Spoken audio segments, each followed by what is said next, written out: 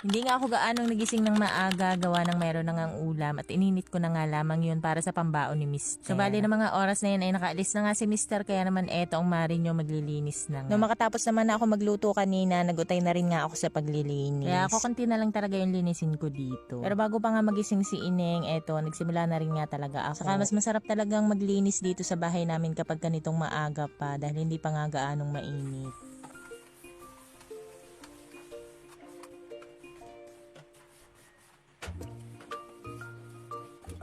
Nilinisan ko nga ng maigi itong aking lagayan nga ng mga baso, gawa ng natatalamsikan nga yan palagi ng mantika dahil malapit nga lang siya dito sa aking luto. At syempre pupunasan ko na rin nga pala itong mga dingding namin dahil talagang yung mantika ay umaabot din talaga dyan sa may bandang taas. Simula talaga mga mare, nung naging double burner na nga itong aming lutoan ako, hindi na talaga ako gumigising ng sobrang aga. Saka isa pa, ang bilis ko na rin nga makaluto dahil double burner na nga yan. Isa pa mga mare, ang lakas din nga ng lingas niya. Dami nga nahingi ng link niyan kaso wala pa nga ako maibigay kasi hindi pa nga available. Pero kapag meron na mga mare, update ko nga kayo para maka-order na din nga kayo. Nakapajama nga pala ako dyan mga mare, gawa ng napakalamig nga kagabi. Pero ngayong araw nga mga mare, alas 6 pa lang, sikat na talaga yung araw. Uunahan ko na nga pala kayo mga mare ha, medyo mahaba itong video na ito, pero sana panoodin nyo naman hanggang dulo. Panay paglilinis lang naman yung gagawin ko dito, at saka pala magbubukas tayo ng isang parcel maya. Kasi habang naglilinis nga ako dito, maaga pa niyan, dumating na nga kaagad yung rider na nag-deliver nga nung aking parcel. Expected ko na rin naman nga na dadatingin ngayong araw kasi nga monitor ko naman siya sa app ko. At kapag talaga excited ako dun sa dadating, talaga naman ngang mayat-maya ako yung tinitingnan kung parating na ba. Well, kung sa bagay, palagi naman nga akong excited kapag ka nga magbubukas ng parcel. Speaking of parcel, ayan dumating na nga. Pero tatapusin ko na nga muna itong nililinisan ko. At baka nga pag nabuksan ko na yung parcel na yun, itama rin ako. Kaya pa naman ako sinisipag ngayon dahil nga doon. Pero malapit naman na akong matapos. Konting punas-punas lang naman kasi pagpag tapos konting vacuum. Dahil kagabi naman nag-imis din nga ako. Nga pala mga mare, nagdagdag din nga pala ako dito ng 2 unan. At parang una na lang talaga yung nakaupo't wala na nga pwedeng umupo.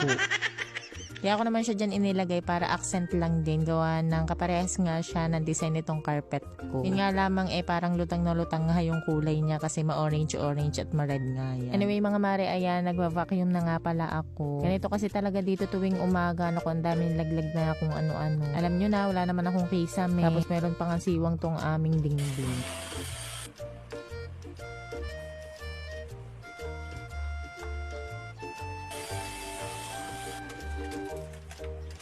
At ayan mga mare, dahil tapos na nga maglinis ang mare nyo, may karapatan na nga ako para magbukas ng parcel.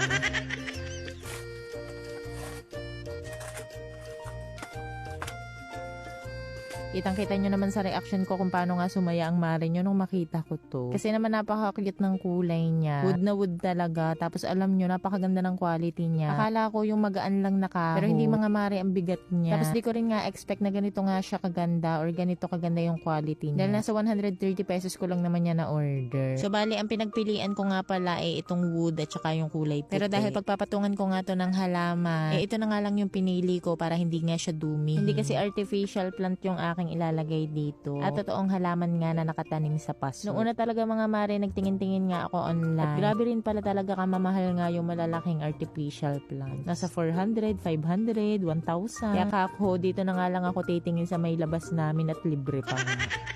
Kunin nyo nga kasi talaga natatanong mga mare, plantita din nga ang mare nyo noon. Natigil na nga lang mga mare, gawa nga nitong nag-vlog na ako. Hindi ko na naasikaso yung mga halaman ko do. Kaya ayun, ang dami na ngang nawala. Minalanta. Saka yung iba nalusaw na. Balik na nga tayo dito sa video at iyan nga pala. Sinisimulan ko na ngang i-assemble at akala ko talaga napakadali lang. Pero mga day, sobrang nahirapan talaga ako kasi ang liit nga nitong gamit kong screwdriver. Mas maganda nga sana kung electric nga yung gagamitin natin. Kasi matigas talaga tong kahoy or itong tabla. So bali ang ginawa ko dyan, di ko na lang napakita sa inyo. Pinakuan ko nga lang yan ng konti, minarkahan ko lang ba para madali ko na nga lamang maskuru at maibao. At effective naman siya, hindi nga ako nahirapan. Ito namang mga paa, naku, iikot nyo lang naman yan dyan sa may gitna niyang ating ikinabit na mga stainless. At sobrang dali lang niyang ilagay. Alam nyo mga mare, sa ganda ng quality nito, pwede na nga siyang gawing bangko. Yes mga mare, tinry ko siya kanina, inupuan ko siya at okay naman, matibay siya. Wala talagang kaalog-alog. Grabe, tuwan-tuwa talaga ako dyan kasi ang cute-cute nga nung mabuo. Tinry ko pa nga siya dito, gawin ngang center table. Pero try lang naman kasi hindi naman talaga yan dyan. Pero in fairness ha, bumagay din kasi maliit lang naman tong sofa ko. Grabe mga mare, sobrang ganda ng quality, sobrang mura lang. Aesthetic